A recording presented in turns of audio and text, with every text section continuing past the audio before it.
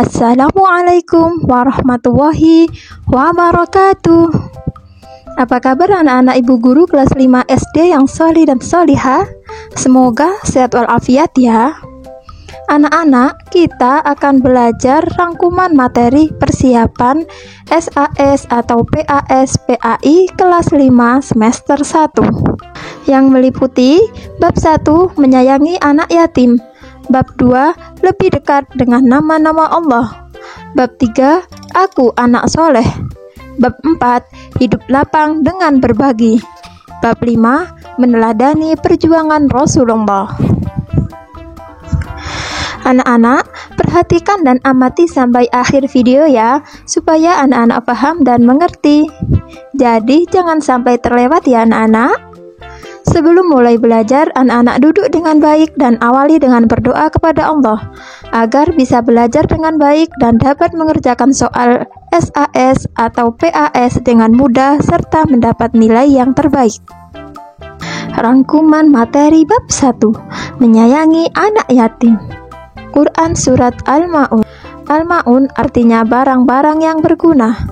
Surat Al-Ma'un terdiri dari 7 ayat dan tergolong surat Makkiyah.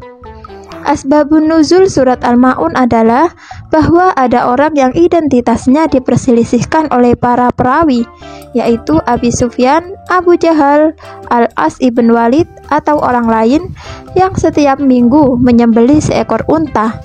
Suatu ketika ada anak yatim yang datang meminta sedikit daging yang disembelih, namun mereka menghardik dan mengusir anak yatim tersebut. Pesan indah Quran Surat Al-Ma'un. 1. Manusia harus memiliki kepedulian terhadap anak yatim. 2. Hendaknya manusia memiliki rasa empati terhadap fakir miskin. 3. Sholat dengan khusyuk semata-mata karena Allah. Quran Surat Al-Ma'un. Orang yang kikir adalah orang yang enggan memberi bantuan atau enggan menolong. Ciri-ciri orang yang mendustakan agama ialah 1. Suka menghardik anak yatim. 2. Tidak mau memberikan makan fakir miskin. 3. Orang yang lalai dalam sholatnya. Hukum bacaan mim sukun. 1. Ikhfa syafawi. Ikhfa syafawi adalah apabila ada huruf mim sukun bertemu dengan huruf ba. 2. Idgham mimi. Idgham mimi adalah apabila ada mim sukun bertemu huruf mim. Dan yang ketiga, idhar syafawi. Idhar syafawi adalah apabila ada mim sukun bertemu dengan salah satu huruf hijaiyah selain huruf mim dan ba. Rangkuman materi bab 2, lebih dekat dengan nama-nama Allah. Al-Qawiyyu artinya Allah Maha Kuat. Tidak ada satu makhluk pun yang mampu mengalahkan Allah. Cara meneladani bahwa Allah Maha Kuat adalah 1. Jika memiliki kecukupan harta, maka bantulah yang miskin. 2. Tidak memamerkan harta di hadapan orang yang miskin. Al-Muhyi. Al-Muhyi artinya Allah Maha Menghidupkan. Dialah Allah yang memberikan kehidupan kepada seluruh makhluknya. Cara meneladani bahwa Allah Maha Menghidupkan adalah bangkit dan termotivasi untuk berlomba-lomba dalam kebaikan. Al-Ba'its. Al-Ba'its artinya Allah Maha Membangkitkan. Allah yang akan membangkitkan semua manusia dari alam kubur. Cara meneladani bahwa Allah Maha Membangkitkan adalah 1. Meyakini kebenaran dari hari kebangkitan. 2. Peduli kepada orang lain dengan mengajar ilmu untuk bekal dunia dan akhirat. Al-Qayyum. Al-Qayyum artinya Allah Maha Berdiri sendiri atau mandiri. Allah tidak membutuhkan bantuan siapapun dalam mengurus makhluknya. Cara meneladani bahwa Allah Maha Berdiri sendiri atau mandiri adalah 1. Tidak menggantungkan hidup kepada orang lain. 2. Memiliki keterampilan untuk kebutuhan sendiri. Al-Mumits. Al-Mumits artinya Allah Maha Mematikan. Allah dengan kekuasaannya mampu menghidupkan dan mematikan makhluknya. Cara meneladani bahwa Allah Maha mematikan adalah 1. Meningkatkan kehidupan yang lebih baik.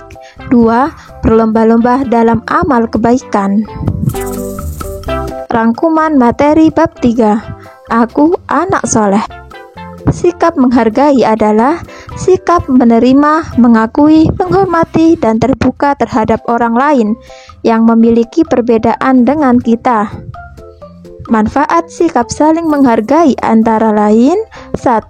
Terciptanya hubungan yang rukun dan damai. 2.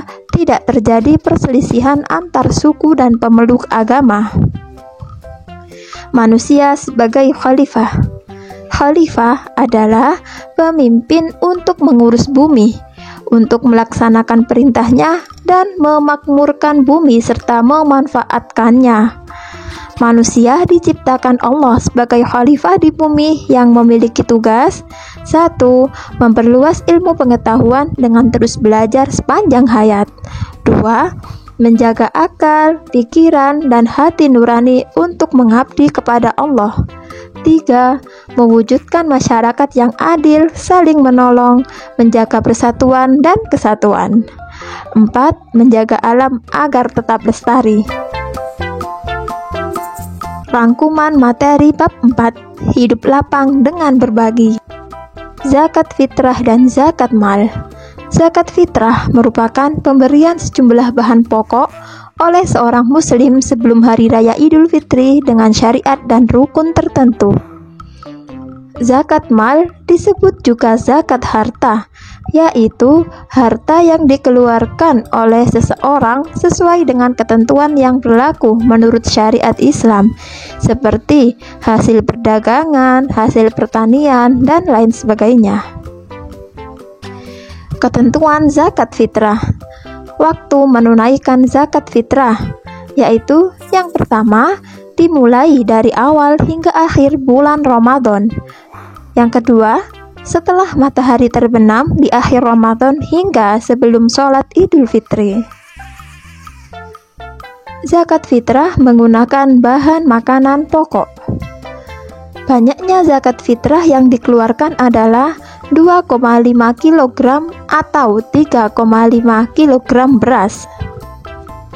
Orang yang berhak menerima zakat adalah fakir, miskin, amil, mu'alaf, riqab, gharim, sabilillah, dan ibnu sabil. Orang yang paling utama menerima zakat fitrah adalah fakir dan miskin. Infak, sedekah, dan hadiah. Infak berasal dari kata nafaqoha yang artinya nafkah, sedangkan menurut istilah adalah pemberian harta dari seseorang untuk kemaslahatan umum. Sedekah.